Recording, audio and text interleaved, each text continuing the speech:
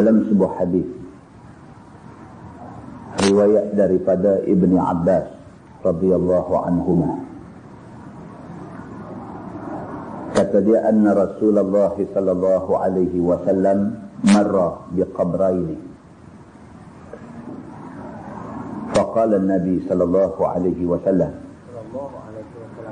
innahuma yu'azzabani wa ma yu'azzabani fi kabir bala innahu kabir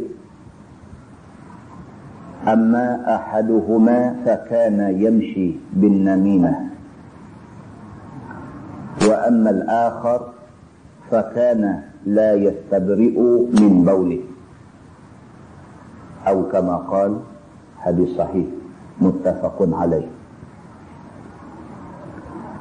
Seorang sahabat yang juga sepupu Nabi sallallahu alaihi wasallam, nama dia Abdullah bin Abbas radhiyallahu anhu.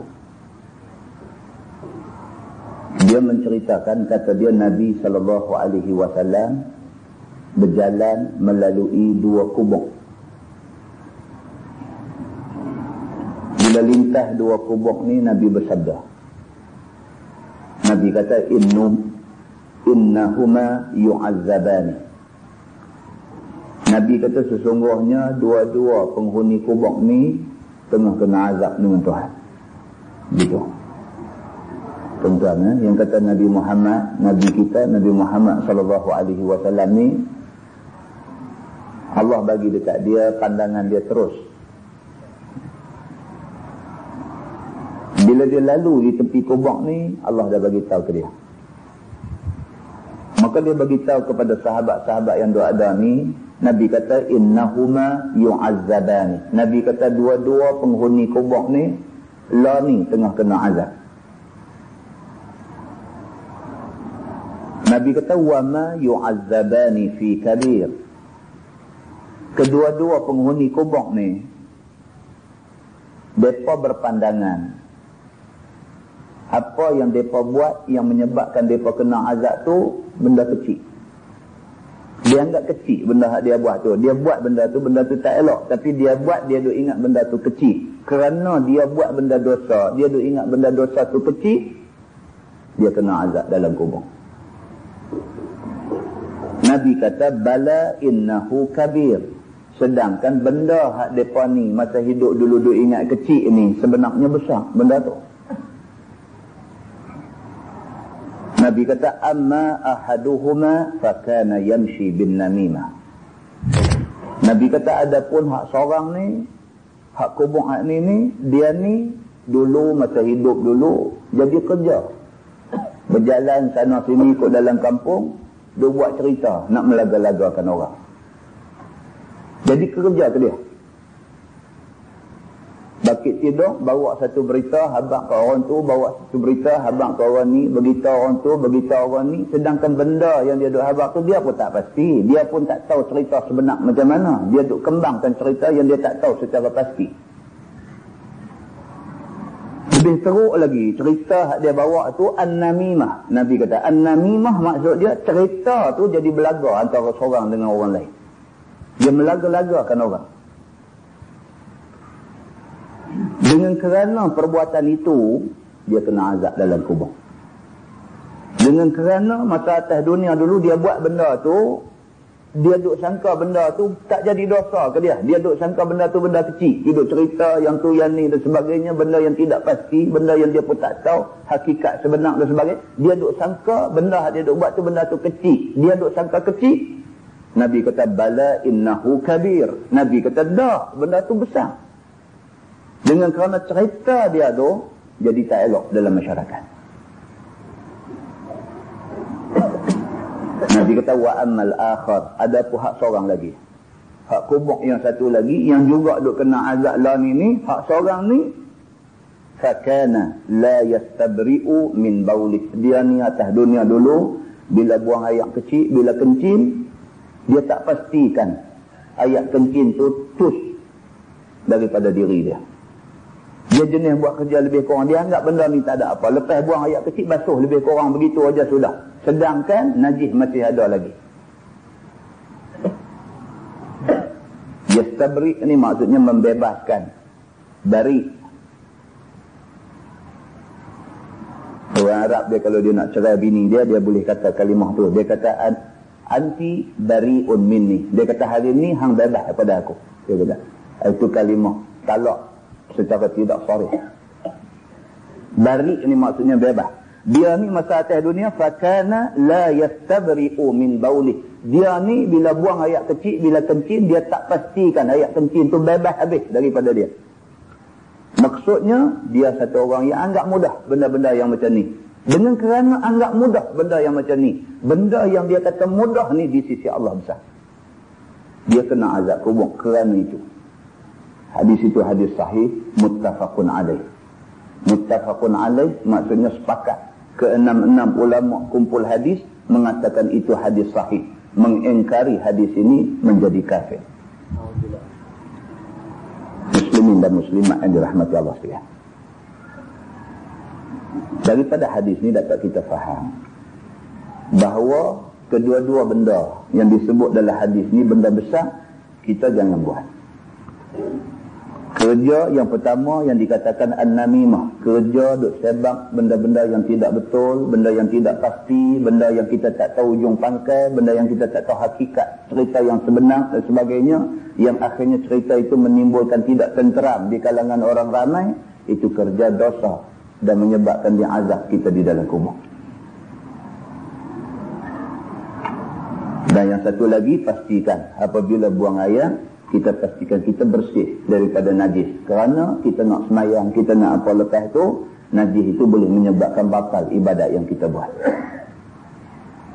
Di dalam sebuah hadis lain, riwayat daripada Ibni Mas'ud radhiyallahu anhu, kata dia, anna Nabiya sallallahu alaihi wasallam qala, ala unabbi'ukum bil'asr. Nabi sallallahu alaihi wasallam kata, ala unabbi'ukum mal'ab hiya an-namimah al-qalatu bainan nas. Hadis sahih riwayat Imam Muslim. Nabi sallallahu alaihi wasallam bersabda, Nabi kata, sukakah kamu aku nak bagi tahu kepada kamu apa benda yang dikatakan al-abhu. Al-ab, alif lam ain bat ha, al-ab. Nabi kata dekat sahabat dia, hampa mau tak aku nak cerita dekat hampa tentang satu benda yang disebut al-abhu. Nabi kata al-abhu itu hiyan namimah, iaitu cerita yang boleh menyebabkan ada orang jadi belaga. Cerita kita menyebabkan satu pihak benci satu pihak. Cerita yang kita sebarkan itu menyebabkan ada permusuhan berlaku di kalangan orang yang dengar cerita. Nabi kata, an-namimah itu ialah al-qalatu bainan nas, iaitu cakap-cakap di kalangan manusia. Hadis itu hadis sahih riwayat Imam Muslim. Allah Subhanahu wa taala sebut dalam surah Al-Qalam ayat 11, a'udzubillahi minasyaitonir rajim, hammazin masya'im binami. Sadaqallahul azim. Maksud dia, Allah Subhanahu wa taala kata, tak sah ikutlah orang-orang yang hammazin, orang-orang yang suka mengumpat mencela. Tak sedengar cakap orang-orang yang suka mengumpat mencela. Masya'in binami, dan orang yang berjalan ke sana sini. Masya'in, masyi ni makna dia berjalan. Masya'in maksudnya orang yang berjalan ke sana sini binamin, dengan kerja-kerja yang boleh merosakkan masyarakat, mengadu domba. Dalam surah Qaf ayat 18 Allah berfirman, a'udzubillahi minasyaitonirrajim, ma yalfidhu min qawlin illa alaihi raqibun atid. Sadaqallahul azim. Maksud dia, Allah berfirman, tidaklah satu kalimah yang dilafazkan oleh seseorang itu melainkan dicatatkan oleh malaikat raqib dan atid. ma yalfidhu min qaulin, satu kalimah, satu qaul kita bercakap, tak ada yang kita bercakap angin puput hilang, melainkan hak kita cakap illa ladaihi raqibun atid, melainkan atas kalimah yang kita ucapkan itu raqib dan atid mencatat dia. Muslimin dan muslimat yang dirahmati Allah sekalian, dalam sebuah hadis riwayat daripada Huzaifah bin Yaman radhiyallahu anhu, kata dia Nabi SAW bersabda, Nabi kata, la yadkhulul jannah namman, atau kama qala muttafaqun alaih. Nabi SAW bersabda, Nabi kata tak akan masuk syurga orang yang semasa di atas dunia dia menjadi namman. Namman maksudnya orang yang buat kerja namimah, orang yang kerja melaga-lagakan orang-orang yang tidak bersalah. Hadis itu hadis sahih, muttafaqun alaih. Sepakat semua ulama hadis mengatakan dia hadis sahih. Tuan-tuan dan puan-puan, muslimin dan muslimat yang dirahmati Allah sekalian, ambil iktibar banyak-banyak. Apa yang kita ucapkan, apa yang kita cakap, tidak lain melainkan Quran dan hadis Nabi. Quran dan hadis Nabi dua sumber yang menjadi rujukan orang Islam seluruh dunia. Bukan orang Islam Malaysia sahaja, bukan orang Islam duduk di negeri Arab sahaja, orang Islam duduk di bumi mana pun, selagi mana bumi dia pijak tu bumi Allah, Quran dengan hadis adalah rujukan dia. Selagi mana dia merujuk kepada Quran dan hadis Nabi, maka selagi itu dia duduk di atas jalan yang betul. Dan selagi mana dia merujuk kepada Quran dan hadis Nabi, maka selagi itu dia tak simpang daripada jalan Islam, jalan kebenaran.